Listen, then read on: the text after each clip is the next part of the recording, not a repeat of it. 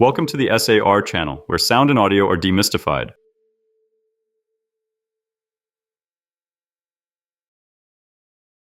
Design limits and the higher cost of PCM converter designs led to the creation of sigma-delta converters. These converters use short word lengths, very high oversampling rates, and noise shaping techniques. They show that conversion can be done in two ways, either with a high-resolution quantizer running at a low sampling rate, like traditional converters, or with a low-resolution quantizer running at a high sampling rate, like sigma-delta systems. Both sigma-delta AD and DA converters rely on sigma-delta modulation, noise shaping, and oversampled signals processed through oversampling and decimation filters. Their main purpose is to turn converter imperfections into uncorrelated, harmless noise. Depending on the design, sigma-delta converters may be called one-bit or multi-bit converters.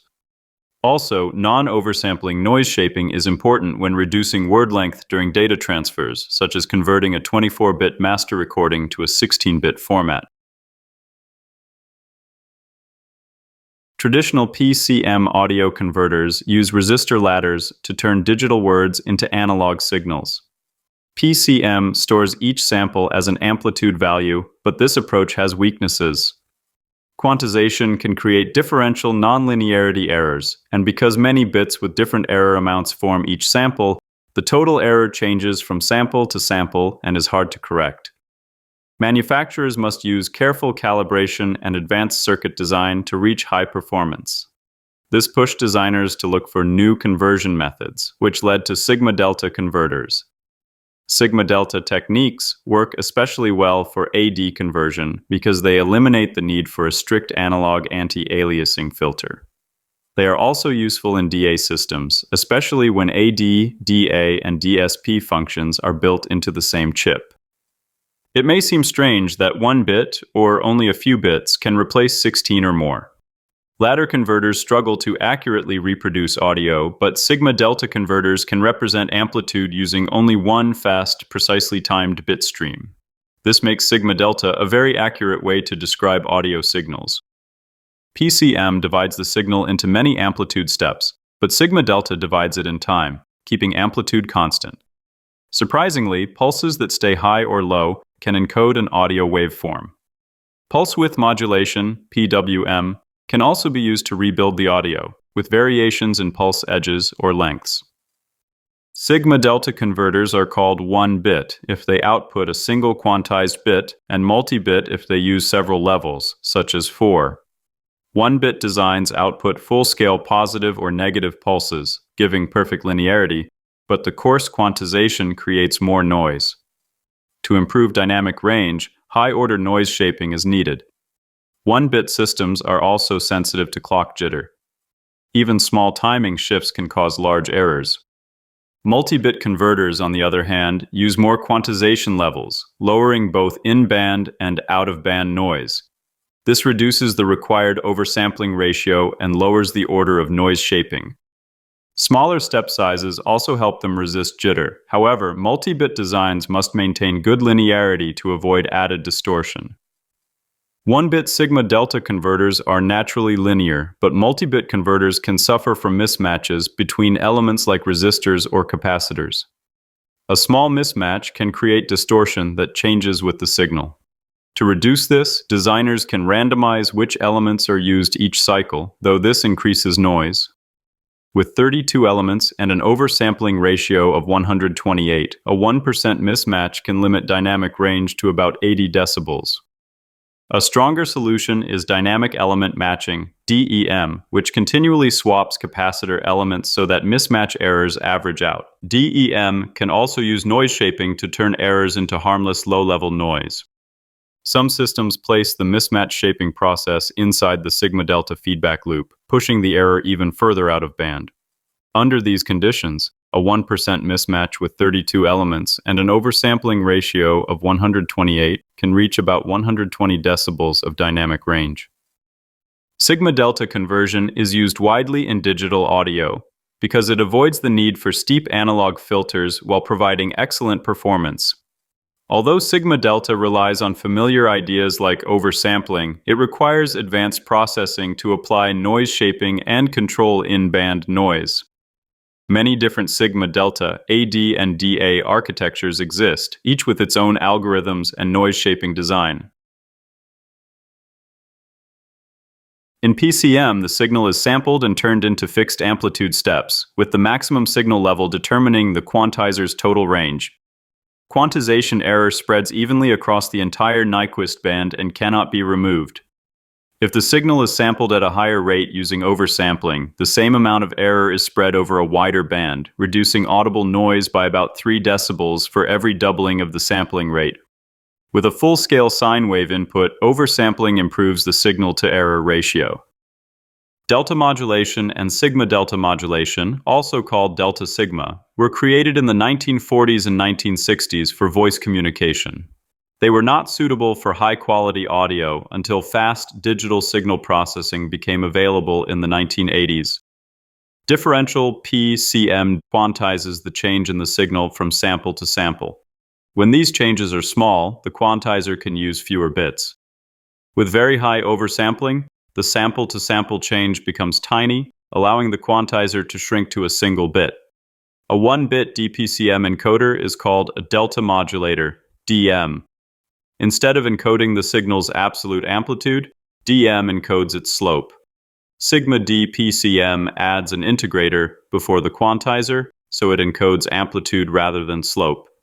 Because it uses only one or a few bits at very high oversampling rates, sigma DPCM is essentially sigma delta modulation. Both delta and sigma delta methods rely heavily on oversampling. A delta modulation decoder uses an integrator and a low-pass filter.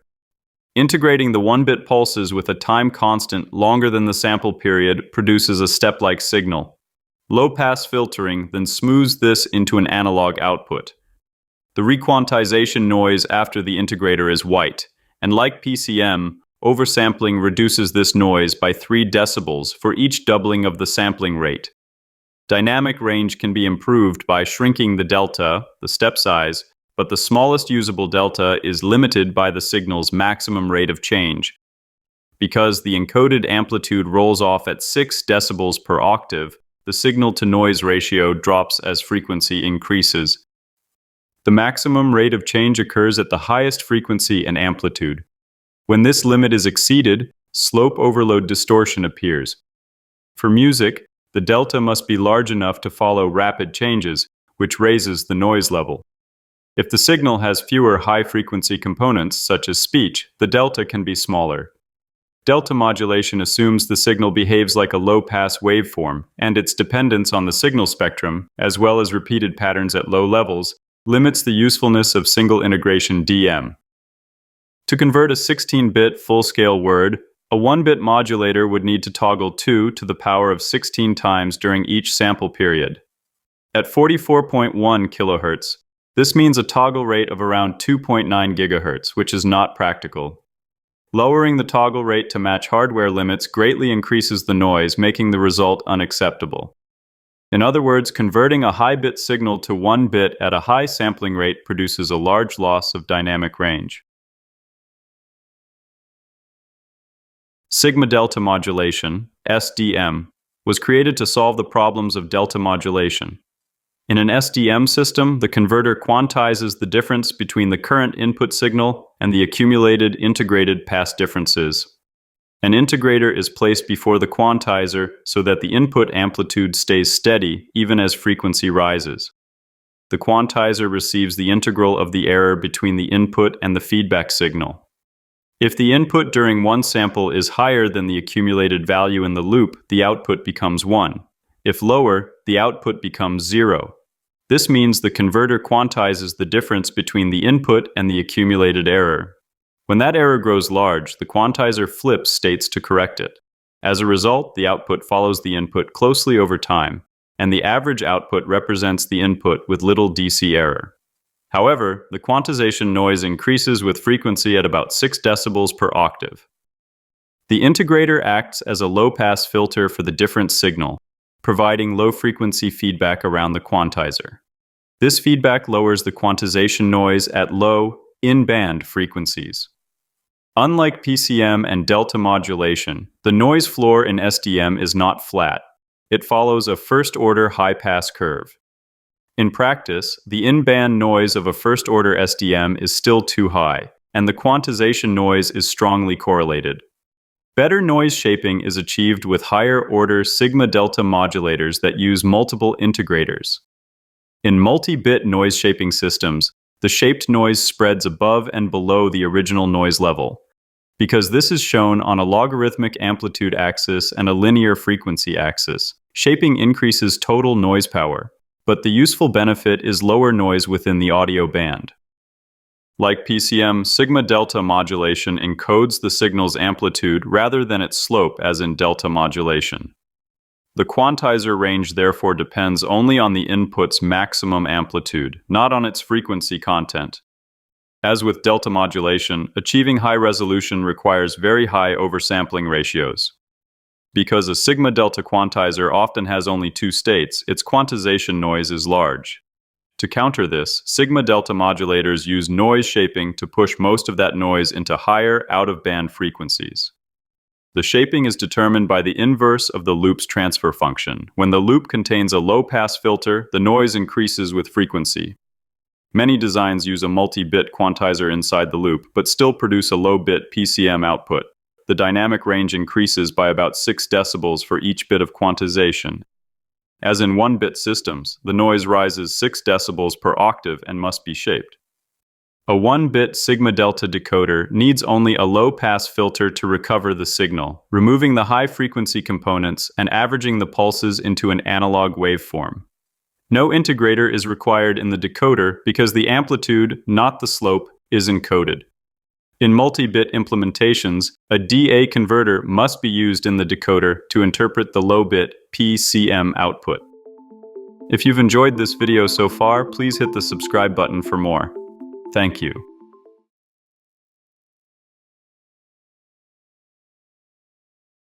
A first-order sigma-delta AD converter gains about 1.5 extra bits of resolution per octave of oversampling compared to a simple oversampling converter without noise shaping.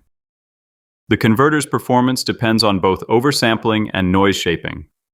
Oversampling reduces quantization noise by spreading it across a wider frequency range, while sigma-delta noise shaping further lowers noise in the useful 0 to Nyquist band and shifts more noise into higher out-of-band frequencies. A first-order single integrator sigma-delta modulator does not provide low enough in-band noise for high-quality audio. Using higher-order loops reduces in-band quantization noise even more, but it also increases the total amount of noise in the system. A good noise shaping design must balance oversampling rate and shaping order so that most noise is pushed out of the audible band. Higher-order modulators can remove more in-band noise, but they also concentrate more noise near the Nyquist frequency. Because of this, they work best at high oversampling rates, which create more distance between the top of the audio band and the Nyquist limit. This extra space allows simple analog low-pass filters to be used. By applying first-order and higher-order noise shaping methods, a set of noise curves can be produced. As the noise shaping order increases, in-band noise drops.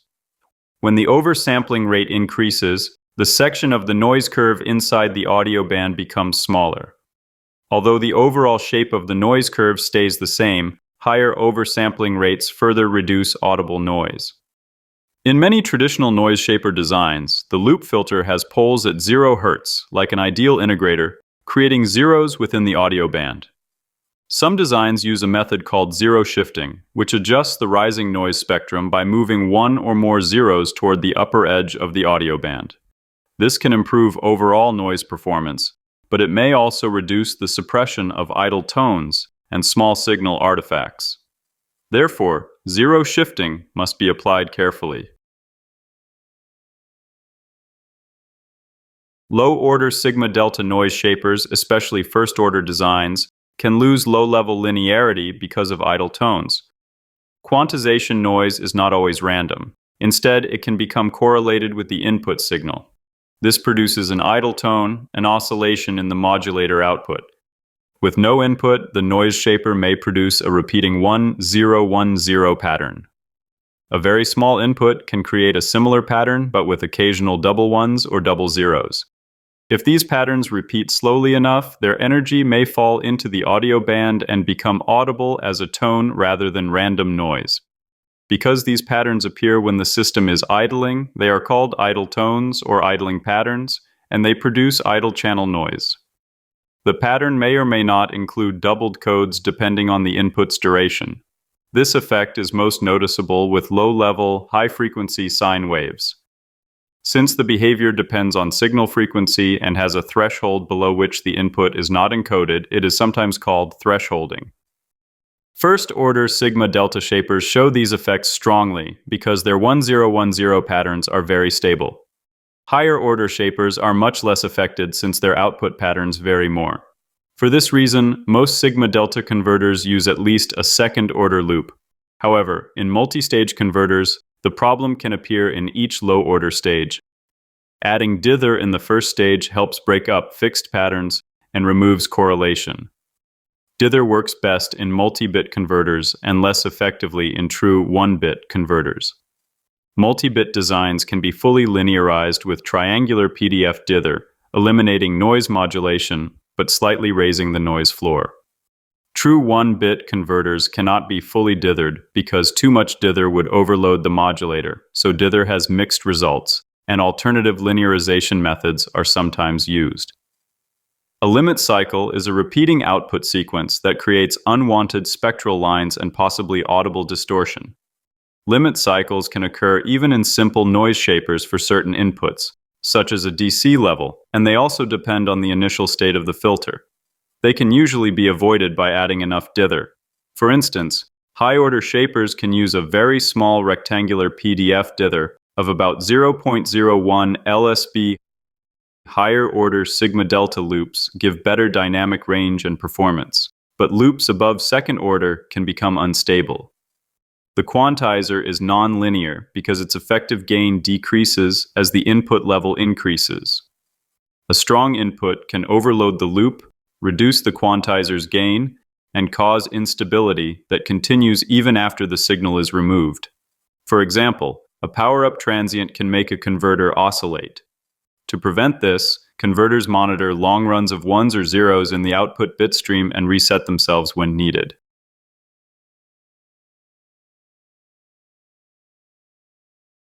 A sigma-delta DA converter includes a digital interpolation filter, a sigma-delta modulator, a 1-bit or multi-bit converter, and a simple low-pass filter at the output. The long word length digital input first goes through the interpolation filter, which increases the sampling rate through oversampling and smooths the signal. The sigma-delta modulator then shapes the noise and reduces the signal to one or a few bits. Often, an IIR filter is used to implement its transfer function. This process keeps the signal in the low-frequency band while pushing most of the quantization noise into the high-frequency band. A basic analog low-pass filter removes this shaped high-frequency noise and any other high-frequency artifacts. One version of a true 1-bit DA converter uses an oversampling filter, a second-order sigma-delta noise-shaping loop, and a pulse density modulation (PDM) output. Here, the sampling rate jumps from 44.1 kHz to 11.2896 MHz, 256 times higher. Meanwhile, the original 16-bit signal becomes a 1-bit stream that still represents the audio waveform. Any quantization error is corrected using feedback, so instead of a normal quantization error, the sigma-delta loop pushes the noise outside the audio band. The 1-bit output running at 11.2896 MHz is turned into an analog waveform using a simple switched capacitor circuit. A capacitor charges or discharges depending on whether the bit is a 1 or a 0. This produces an analog signal based on the time averaged value of the bit stream, and the method is very accurate, resulting in low distortion. Only positive and negative full-scale reference levels are used. If these reference values drift, the result is a gain or offset error rather than a linearity error, and the offset can be easily removed. In real systems, however, non-linearities may still appear because of idle patterns inside the noise-shaping loop.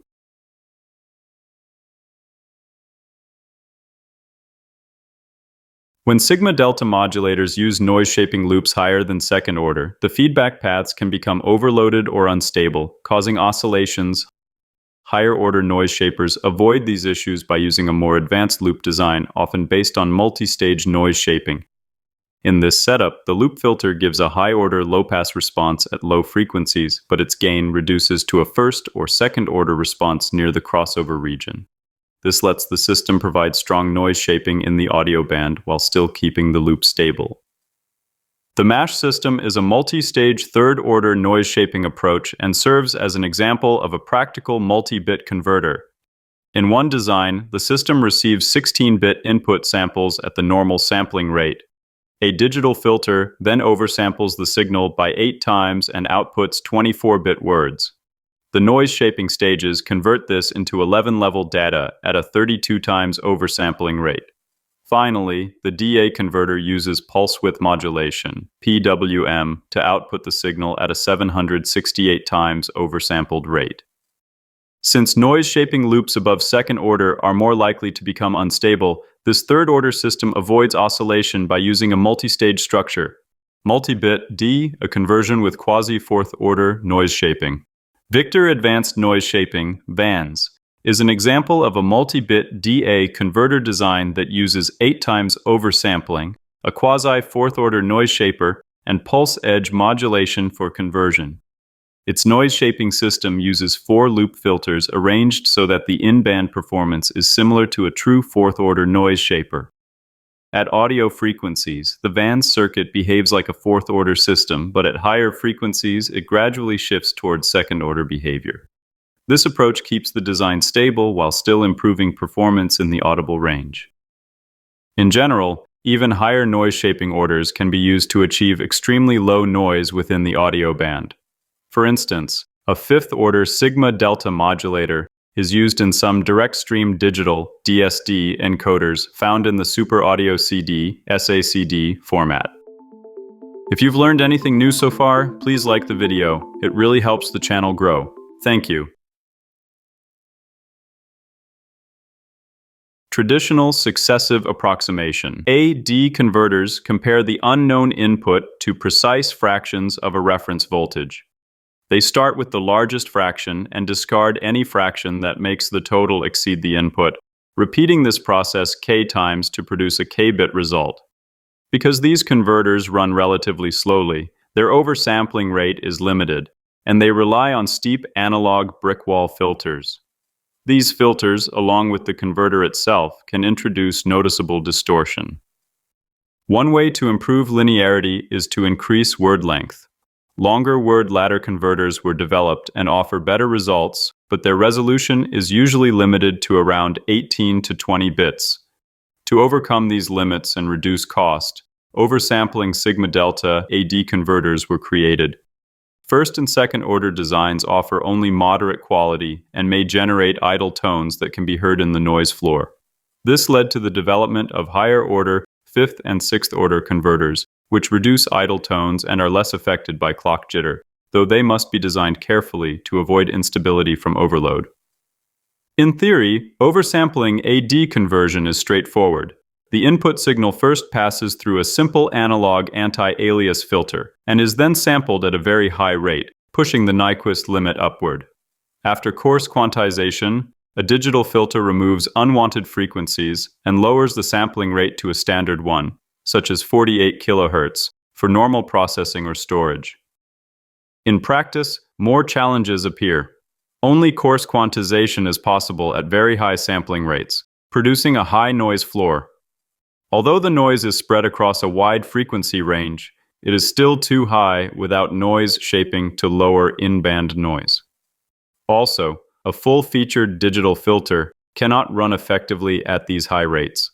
Instead, a digital decimation filter is used as a low-pass filter, which is much easier to compute. When paired with a sigma-delta quantizer and noise shaping, this decimation filter removes out-of-band quantization noise and increases the effective resolution of the output. An analog low-pass filter is still needed at the converter input to eliminate frequency components that the digital filter cannot remove. Because the initial sampling rate is high, this analog filter can be low order. It must block frequencies outside the audio band to avoid aliasing when the digital filter's output is later resampled at the lower downstream rate. Oversampling. AD converters are unique because filtering, sampling, and quantization are distributed throughout their structure. For instance, anti-alias filtering occurs both in the input analog filter and in the digital decimation filter. Instead of just performing quantization like traditional converters, oversampling AD converters act as complete signal capture systems. In successive approximation designs, the sampled value must be held steady for as many clock cycles as there are bits in the conversion. A sigma-delta modulator can turn a low-pass filtered analog input into a true 1-bit digital signal. The more the signal is oversampled and the higher the order of noise shaping, the better the converter's resolution becomes. Instead of producing only a 1-bit output, some designs generate multi-bit words of 3 or 4 bits by using a sigma-delta modulator with a multi-bit quantizer. These quantizer bits feed a small internal DA converter whose analog output is subtracted from the incoming analog signal to form an error signal. This error passes through the loop filter and is then requantized to minimize the difference, creating an output that closely follows the input. This approach increases dynamic range according to the quantizer's resolution, but the trade-off is limited operating speed. Dynamic range can also be improved by using higher-order filters. Because the output follows the input's amplitude rather than its slope, the system functions like a PCM converter. However, unlike standard PCM, its noise floor rises with frequency at 6 decibels per octave. A differential pulse code modulator is similar to a delta modulator except that it quantizes the error with more than 1 bit, but it still suffers from slew rate limits. Many sigma-delta techniques are used for AD conversion, all relying on high sampling rates and noise shaping. These include single and dual integrator loops, cascaded first-order loops, and multi-bit quantizers with added loop filters. The first two methods use true 1-bit coding with naturally high linearity. Multi-bit methods lower noise in proportion to the number of quantizer levels, though overall linearity then depends on the quantizer's behavior. In every case, noise performance depends on oversampling and the order of noise shaping. Some designs combine multiple first or second-order sigma-delta coders to create stable higher-order noise shaping. Depending on the loop structure, a sigma-delta system generally subtracts the output from the input to find the error, filters that error to keep its low-frequency components, converts the output code into an analog value to subtract it back from the input, and quantizes the result to create the next output sample. A third-order loop, for instance, shapes noise toward higher frequencies, where a later decimation filter can remove it. As with any noise-shaping system, dithering is needed to prevent idle tones and related artifacts. In some designs, the dither can be chosen so that its main tone and harmonics are removed by the decimation filter. Oversampling converters achieve high resolution not by reducing the size of each error between the analog input and the digital output, but by spreading the error across many more samples. This shifts most of the error energy above the audio band, so although the total noise is high, the audible noise is low. The extremely high sampling rate is then lowered through decimation, a process that resamples the signal at a slower rate. Decimation acts as both a low-pass averaging filter and a rate reduction step. It removes the high-frequency shaped noise and prevents aliasing at the final sampling rate. Put another way, decimation removes the extra information produced by oversampling. Oversampling followed by decimation shows how speed can be traded for resolution. During decimation, the incoming 1-bit signal is low-pass filtered to limit its bandwidth before the sample rate is reduced, preventing alias components. Decimation also replaces the 1-bit stream with, for example, 16-bit samples at a lower rate. However, the filter computations are demanding. Output samples can't be dropped until the required filtering is complete. Ideally, the decimation filter would have a very sharp cutoff at half the final sampling rate to satisfy the Nyquist rule, but this is not always efficient. An FIR filter would need many coefficients because the input rate is so much higher than the output rate. Still, FIR filters are well suited to decimation since their outputs only need to be calculated at the lower rate. IIR filters, by contrast, must compute an output for every input due to feedback, so the decimation step cannot be built directly into them. A practical solution is to use several decimation stages at intermediate rates, perhaps an FIR stage followed by an IIR stage, or two FIR stages or two IIR stages, each handling part of the rate reduction. Some converters place a comb filter first, then an FIR filter. The comb filter reduces the rate partway, and the FIR filter further decimates while providing the sharp cutoff needed once the sampling rate is down to its final value, such as 48 kHz. The FIR stage usually uses a smaller decimation factor than the comb stage, but must supply strong stop band attenuation. It can also correct audio band droop introduced by the comb filter and provides linear phase response. Digital audio gear with AD and DA converters must run from a stable sampling clock that is phase-locked to a shared master clock. These clocks must have extremely low jitter so that tone-like sidebands don't become audible. A 16-bit AD converter, for instance, may require jitter below 20 picoseconds. Sigma-delta converters are affected more by jitter on a per-period basis than ladder converters. Jitter-related amplitude errors grow as input frequency rises, but because the input slew rate is similar for both converter types, the actual amplitude error from sinusoidal jitter is also similar. For noise-related jitter, the added noise spreads across the sigma-delta converter's wider Nyquist range and is then low-pass filtered by the decimation stages. This means the in-band jitter noise is often lower than in some traditional designs. Overall, sigma-delta oversampling converters are generally no more sensitive to sinusoidal jitter than conventional converters and are less affected by random jitter.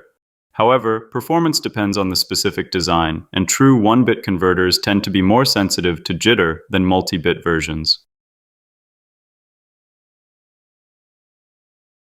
A typical sigma-delta AD converter includes an analog input filter, a sigma-delta modulator, and a digital decimation filter. The analog filter prepares the incoming signal and reduces unwanted high-frequency content before it is converted. The modulator samples the signal many times faster than the final rate, shapes the quantization noise, and outputs a fast stream of low-bit data. The digital decimation filter then slows this data down to the required sampling rate, removes out-of-band noise, and forms a clean, high-resolution digital signal. A standard sigma-delta DA converter includes a digital interpolation filter, a sigma-delta modulator, and a switched capacitor filter. The interpolation filter increases the input sampling rate up to the modulator's operating speed. The modulator shortens the digital word to 1 or a few bits, while lowering noise in the audio band. The switched capacitor section then removes out-of-band noise and rebuilds the analog signal during the DA conversion process.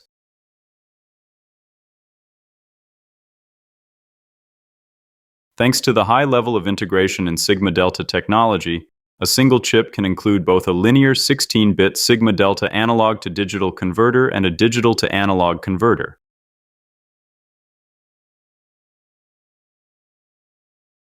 Noise shaping is essential in sigma-delta systems to maintain dynamic range when using fewer bits to represent a signal. Dither strongly influences the frequency content of the signal produced by a noise shaping circuit. Noise shaping systems work by dithering the audio signal and then shaping quantization noise so it is less noticeable. Total noise power alone does not determine how we hear noise. The frequency content matters too. Oversampling noise shapers push noise out of the audible band, while non-oversampling shapers only redistribute noise within the audio band. Psychoacoustically optimized systems use feedback filters to shape noise based on equal loudness curves or other perceptual weightings. They can also use masking to hide quantization noise. 16-bit master recordings are often not enough when further digital processing is applied, such as EQ or level changes, because rounding errors accumulate in the least significant bits.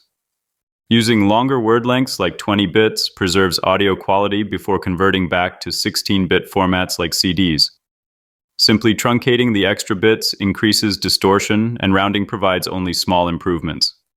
Redithering during this conversion helps maintain the dynamic range, similar to dithering during recording.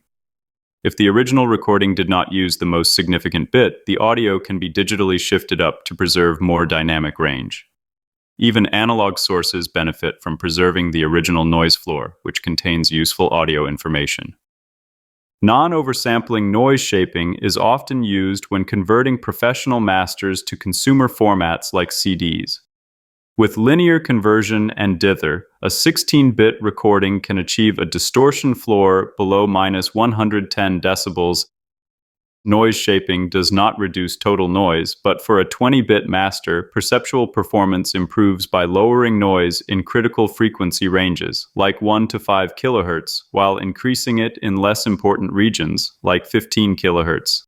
This preserves audible detail, but only if the DA converter has good low-level linearity and a high signal-to-noise ratio.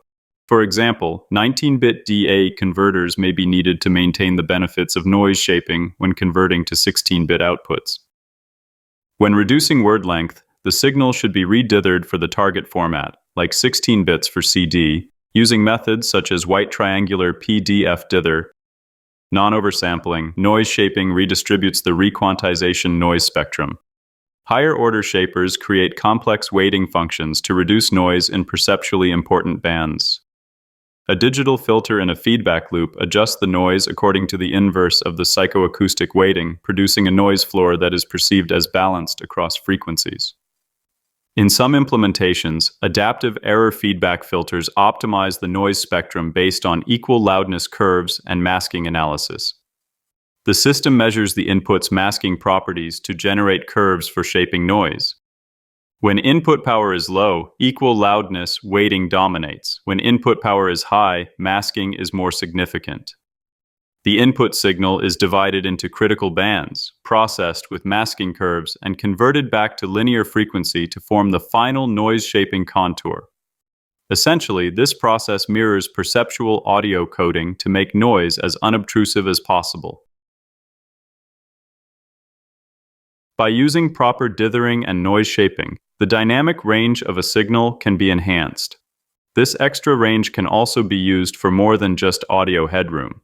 Data can be buried within the bit stream. The hidden data is encoded with psychoacoustic principles so that it stays inaudible beneath the audio program's masking curve. The added data is randomized to behave like shape noise, making it blend seamlessly into the audio. Thank you for watching till the end. To better understand each video, make sure to watch the previous ones. Some may serve as prerequisites for the next. If you have any questions or opinions, feel free to leave a comment. Until next time, subscribe and stay curious.